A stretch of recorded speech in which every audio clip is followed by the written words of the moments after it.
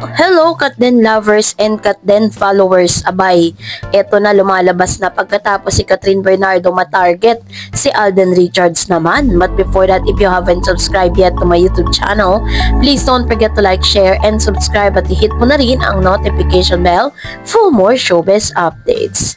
Bago tayo of course magpatuloy sa ating updates for today's video, nais kong pasalamatan kayo for always watching and trusting this channel. Thank you so much sa palagian ninyong panonood at palagian ninyong pagsubaybay sa mga updates po natin. Maraming salamat po sa inyong panonood. At ngayong araw ay talaga nag-trending po sa X or sa Twitter na dating Twitter ang ilan sa mga photos na inilabas ni Mr. Alden Richards sa kanya pong preparasyon para sa event this March para sa Body of Work. Parang kakaiba yung mga ginagawa ngayon ni Alden Richards. Talagang inuubos niya yung oras niya sa pagpapalaki ng kanyang katawan, ano? At dahil dito, talagang super payat at super laki ng mga muscle. Mukhang maghuhubad si Alden Richards dito po sa nasabing event na ito dahil kasabay nito talagang puspusan ng kanyang pagtakbo, pagbubuhat, pag-gym, pagpapapawis. Kaya naman talagang nagbunga lahat yon dahil sa sobrang payat ni Alden Richards ngayon. Sinasabayan niya pa siguro ito ng pagdadayat. Kaya naman talagang nakuha niya yung goal niya sa kanyang body, no? Dahil pinakakaabangan kasi talaga yung event na yan, na kung saan may umuugong ang mga balita na kasama niya si Miss Catherine. Kasabay nito ay namamataan din itong si Mr. Alden Richards kasama ng isang actress mula sa GMA dahil ito nga, no, dahil nga lagi silang namamataan ni Barbie Fortesa na magkasama, kaya naman ginagawa na naman ng issue to ng ilang mga marites sa showbiz at ilang mga netizen dahil parang siniswitch. Ito na naman, no, pagkatapos po kay Miss Catherine Bernardo, si Alden Richards naman ngayon ang ginagawa ng issue. At kung kani-kanino na naman siya ipinapartner, kani-kanino na naman siya siniswitch, ano? Talagang hindi talaga titigil ang mga bashers hanggat hindi nasisira si Catherine at si Alden Richards. At ito po yung ulat na yun, panoorin natin. Ang pagbabading ni Alden Richards at Barbie Fortesa na naman na kumalat sa social media.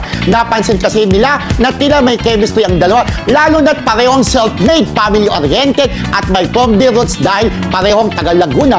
Gayunman, may mga nagsasabi naman na parang magkapatid lang ang dalawa ang kanilang turingan, tulad ng role sila sa Pulang Araw. May mga kinig pa rin umaasa na baka mag-level up ang kanilang friendship, habang may ilan namang kinakabahan na baka magwawala ang ilang fandoms sa inyo friendship building at Rodel. Parang wala naman kasi Ginagawa ng issue ang mga Marisol ang banding ni na Alden Richards at Barbie Fortesa through food na kumalat sa social media. May nakapansin din kasing mga netizen na bagay ang dalawa kaya siniship sila sa isa't isa. Sa pananaw nila, match ang dalawa dahil bukod sa youthful looking ay pareho silang self-made at family-oriented. Malaking bagay rin daw na pareho silang taga Laguna kaya compatible ang from the roots nila. May ilan namang mga taliwas na opinyon na nagsasabing para lamang silang magkapatid tulad ng mga naging papel nila sa epic seryeng Pulang Araw. Ito naman ang samot-saring komento ng mga netizen. Parehong self-made at family-oriented, it's a match. Same thoughts, Diyos ko, tagal na nilang friends. Napapaisip na rin ako na what if mag-next level ang friendship, pasintabi po sa Barda at Katden. Ang chill lang nila, ang relax ng vibes, bubbly din naman kasi si Barbie.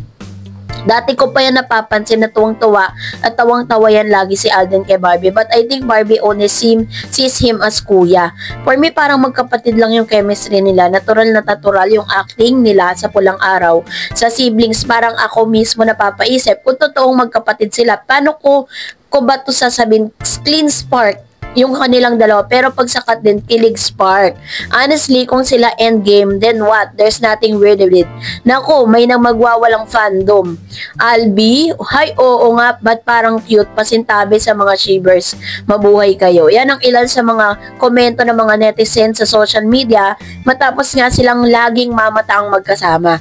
So, pilit nila na siniswitch, no? Talagang ginagawa nila ng intriga si ito si Alden at saka si Miss Barbie Fortesa. For the record po, kaya po sila lagi magkasama kasi nga naging mag-friendship sila, nabuo yung friendship nila sa Pulang Araw. At the same time, parehas po sila ng province. At madalas, bumupunta nga si Barbie dun sa exclusive na lugar nitong si Mr. Alden Richards, at dun sila talagang nagwo-workout kasi kumbaga parang may experience na rin kasi si Mr. Alden na itinuturo niya kay Barbie Fortesa. Kaya wala pong ganun. Wag naman sanang gawa ng issue yan dahil magagalit ang mga Barda fans. And for that, narito naman ang ilan sa mga comment at reaction po ninyo patungkol naman sa ating latest updates. So magbabasa tayo. Unahin po natin ang komento mula po kay Miss Herminia Mangilan. Sabi niya, ay nako, ewan ko sa inyo, hindi ako naniniwala sa chismis. Sikat lang ang pinaniniwalaan ko kasi noong naghiwalay sila ni Daniel, sinabi niya naman ang totoo. Kaya magtiwala ako sa kanya. Maghintay lang ako pero hindi ako magmamadali, at kung sino ang mamahalin ni Kat at Alden, okay lang ako kasi ako ayaw ko din namang ibang tao ang mamili ng mamamahalin ko, pero gusto ko sana si Alden at Kat ang magkatuluyan. Pero kung ayaw ng tadhana, wala tayong magagawa dyan. Nakadepende sa tadhana nila yan, pero sa totoo lang pwede tayong mag-idol sa kanila pero wala tayong karapatang mamili mamahalin nila. Tama ba ako, Miss Tarreds? Which is true. Tama naman pong sinabi ni Ma'am Herminia Mangilan. Pwede tayong natin silang suportahan, mahalin, pero yung to the extent na parang tayo yung mamimili para sa kanila. Pero syempre, kung tayo naman ang papipiliin, mas gugustuhin talaga natin na mas makatuluyan nga ni Mr. Alden Richards itong si Miss Katrina, no? Dahil kung tayo lang ang kung tayo mamimili, kasi syempre, katulad ng like kong sinasabi, si Catherine pa rin talaga ang decision maker dyan. Sabi ni Miss Beng Azucena, kapatid ni Alden yan. Ang layo naman kay Kat, from hair to nose, ang layo highs. Makablog lang, niloloko pa mga fans, pati sarili ng nag-pick. True. Kasi nga may mga lumabas kasi mga vlogs na parang sinasabi nila magkasama daw si Catherine at Alden. Hindi po yung totoo dahil ang kasama niya po doon sa old photos na yun is yung kanyang kapatid. Sabi ni Miss Annabel Garde, ano daw, Miss Tarreds, wala sa body language ni Kat na gusto niya si Alden. Sure ako na hindi si Kat din fans yan, kasi kung fans siya ng Kat din, makikita mo kung paano nagbago ang aura ni Kat noong lagi niyang kasama si Alden. Marami pang behind the scene na di pa napapanood ng lahat, at yung sumusubaybay lang sa dalawa ang nakakita o nakakapanood like me. Lahat ng promotion ng HLA nakapunta ako, nakapanood ako ng mga live videos. Diyos ko, makikita mo si Kat na super saya at grabe ang blooming niya. Aminin natin mga babae pag may crush tayo, or which is true, 'di ba? Kaya may mga nagsasabi talaga na parang wala daw sa body language ni Catherine na gusto niya si Alden. Pero tayo kasi na nakasubaybay sa kanila araw-araw, nakikita natin na meron siya pinapakita. Sabi niya, nagbago din pananaw ni Kat sa buhay, nag-matured na siya, at kung di niya type si Alden, di niya hayaan na hawak-hawakan siya ni Alden kahit off-cam, diba? Mutual ang feelings sila sa isa't isa. Yun lang ang masasabi ko, at private lang sila, kaya wala tayong laging napapanood ng mga galawan nila. But 100% ako na meron silang update sa isa't isa. Kaya kampante ako sa Kat din. Kahit ano man ang chismis sa kanila, never ako maniniwala. Ayan. So, ganito katindi ang kanyang paniniwala sa Kat din. Sabi ni Miss Vrideline Barce, malalaman natin yan lahat sa birthday ni Kat. Kung invited ba si Alden sa birthday niya? Kasi kung invited, alam na this. Pero kung walang Alden sa birthday ni Kat, may nanalo na talaga. Sure na yun. Doon natin ma-analyze. Kaya andun si Alden sa birthday niya last year kasi paparating sila ng movie. In short, promo lang ang gesture nila. Oh, how sad. Pero buhay ni Kat yan. Totoo naman, di ba? Kasi kung makikita natin talaga yung sinceridad ni Alden Richards, diba? Nung pagpunta niya sa birthday nga ni Kat that time. Sabi ni Miss Jevelyn Fahut, kahit anong paninira ng ibang haters, vloggers kay Kat at Alden, hindi mawawala ang support namin sa kanila at pagmamahal sa Kat din. Kaya sorry na lang sa mga vloggers na grabe gumawa ng fake news. Salamat, Miss Darren, sa pagtatanggol mo sa Kat din. The best ka talaga. Thank you, Ma'am Shi.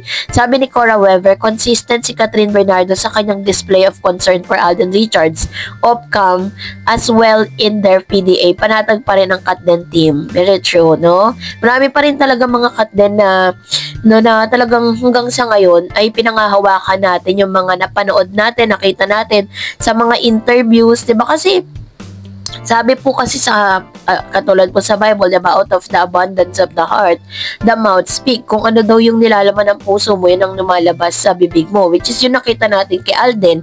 Sabi ni Papol, sabi niya, same here.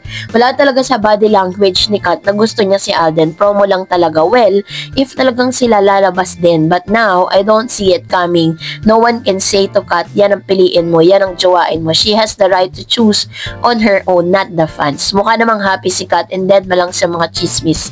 Chismis is good for her kasi it means relevant siya. Talaga, sikat na sikat. Ayan. So, ito naman yung kanyang point of view with regards to this. So, sabi ko naman sa inyo, lahat naman ng mga point of view ninyo is i-respect natin yan, 'di ba? Kasi po yan yung opinion nyo po yan eh. At the same time, is yun yung nakikita po ninyo at nararamdaman. Di naman natin pwedeng baliin yun at diktahan kayo sa kung ano man yung mga napapansin po ninyo. Sabi ni Sir Joel Lopez, malabo yung sinasabi nila. Samantalang noon pa man sa HLG, pare ang titig ni Kat kay Alden, halos ayaw niyang kumurap sa pagtitig kay Alden. Kaya nga nagselo si Daniel eh. Dahil nararamdaman niya na crush ni Kat si Alden. Kasi nakikita niya na mukhang mabait at matalino at gwapo pa. Actually, totoo yan. Pinagselosan niya ni Daniel. Pero never pong inamin ni Daniel na nagselos siya kay Alden. Kasi parang ano siya doon eh, 100% confident siya na siya lang talagang gusto ni Kat. So, that's it for today. For more videos and updates, please don't forget to like and subscribe. And please don't forget to follow my Facebook page, Dar Eds TV. God bless everyone!